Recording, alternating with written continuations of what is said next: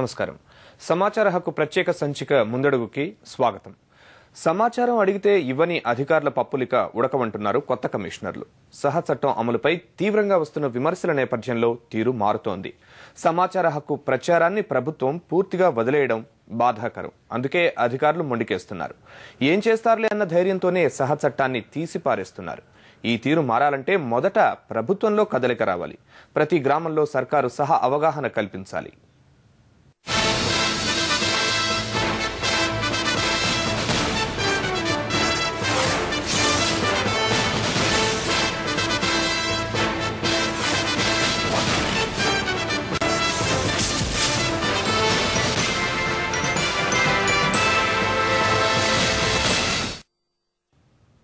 అధికార దర్పం వెలగబెడుతూ సమాచారం ఇవ్వని అధికారుల ఆట కడుతోంది. కమిషన్ జరిమానాలతో వాతలు పెడుతోంది.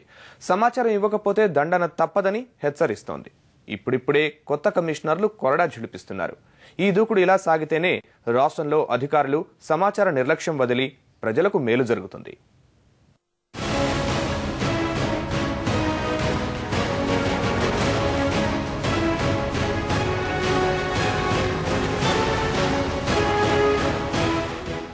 సమాచార హక్కు చట్టం అమలులోకి వచ్చి 7 ఏళ్లు పూర్తయినా ఆ మహత్తర చట్టాన్ని ప్రభుత్వం ప్రజలకు చేరువ చేయలేకపోయింది. చట్టం గురించి తెలిసిన చాలా కొద్ది మంది సమాచారం కోసం ప్రభుత్వ కార్యాలయాలకు దరఖాస్తు చేసుకున్నా వారికి అందుతున్నది అరకొర సమాచారమే.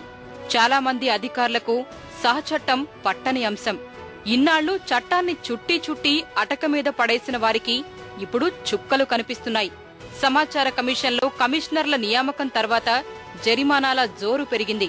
సకాలంలో సమాచారం అందించకుండా విసిగించిన వారికి తగిన ప్రాయశ్చిత్తం జరుగుతోంది.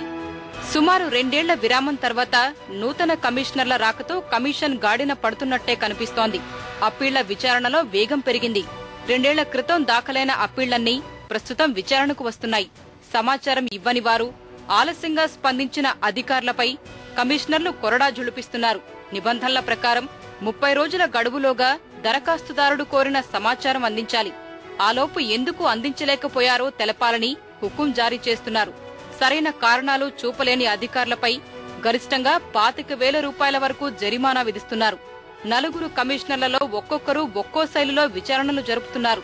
మాజీ ఐఎఫ్ఎస్ అధికారి మధుకర్ రాజ్ ప్రతి నెల మొదటి వారంలో జరిమానాలు విధించిన తీర్పుల వివరాలు వెల్లడిస్తున్నారు.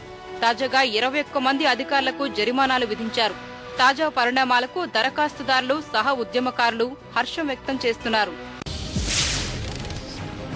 2010 సంవత్సరంలో కడప జిల్లా బద్వేలు పోలీస్ స్టేషన్కు చెందినటువంటి 4/9/2008 నుంచి 10/9/2008 తారీఖుల జనరల్ డైరీ కాపీలను నాకు సమాచార రూపంలో ఇవ్వవలసిందిగా మా మైదుకూరు డిఎస్పీ గారి కార్యాలయానికి దరఖాస్తు చేశాను. నేను నా దరఖాస్తు స్వీకరించిన డిఎస్పీ గారి కార్యాలయం గడువు లోపల నాకు సమాచారాన్ని అందించకుండా చట్ట నిర్దేశాలను ఉల్లంఘించినందున డిఎస్పీ గారి కార్యాలయంపై గౌరవనీయులైన రాష్ట్ర సమాచార కమిషన్లో నేను సెక్షన్ 18(1) ప్రకారం ఫిర్యాదు చేశాను. నా ఫిర్యాదును స్వీకరించిన గౌరవనీయులైన కమిషనర్ గారు ఆగస్టు నెలలో ఆ ఫిర్యాదును విచారించి గడువు లోపల సమాచారాన్ని అందచేయటంలో విఫలమైనటువంటి మైదుకూరు డిఎస్పీ గారికి 5,000 రూపాయల జరిమానాను విధించారు. ఇది చట్టం స్ఫూర్తిని కాపాడటంలో మధుకర్ రాజు గారు ఖచ్చితంగా వ్యవహరించారని చెప్పి మేము అభిప్రాయపడుతున్నాము. సమాచారం అందించని వారికి వరుసగా జరిమానా కొరడా తాట తీస్తోంది. ఫలితంగా ప్రజా సమాచార అధికారుల్లో కాస్త చలనం వస్తోంది. చట్టాన్ని ఉల్లంఘిస్తే దండన తప్పదనే భయం కనిపిస్తోంది. గత 2 ఏళ్ల క్రితం అంతకు ముందు ఉన్నటువంటి పెండింగ్ కేసులు ఏదైతే ఉన్నాయో ఆ కేసుల గురించే వీళ్ళు ఇప్పటిదాకా కమిషన్ చేస్తుంది. ఇక నుంచైనా ఇక మా మంచి పరిణామంలో ఒక గాడిలో పడ్డది కాబట్టి ఇక నుంచి ఎప్పుడు పెట్టిన అప్లికేషన్ విత్ ఇన్ 3 నుంచి 6 నెలల మధ్యలో ఫైనలైజ్ అయ్యే విధంగా ఉంటే అధికారుల్లో కూడా ఒక ఆర్టీఐ యాక్ట్ ఒకటి ఉంది. దానికి సంబంధించినటువంటి బరువు బాధ్యతాయుతంగా నెరవేర్చాల్సిన బాధ్యత ఉందనే ఫీలింగ్ ఆ అధికారుల్లో కూడా వస్తుంది. అయితే 2 ఏళ్ల క్రితం దాఖలు చేసిన అప్పీళ్లపై ఇంత ఆలస్యంగా విచారణ జరగటం వల్ల ఫలితం లేకుండా పోతోందని దరఖాస్తుదారుల్లో అసంతృప్తి వ్యక్తమవుతోంది.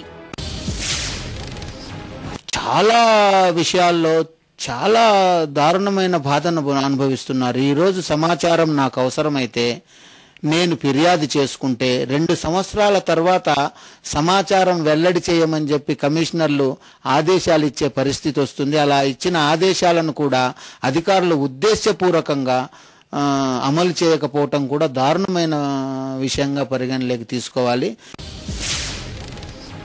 సమాచార కమిషనర్లు ఇంకాస్త చురుగ్గా పనిచేసి పెండింగ్ లో ఉన్న అప్పీళ్లను త్వరగా పూర్తి చేస్తే ప్రజలకు ప్రయోజనం ఉంటుంది.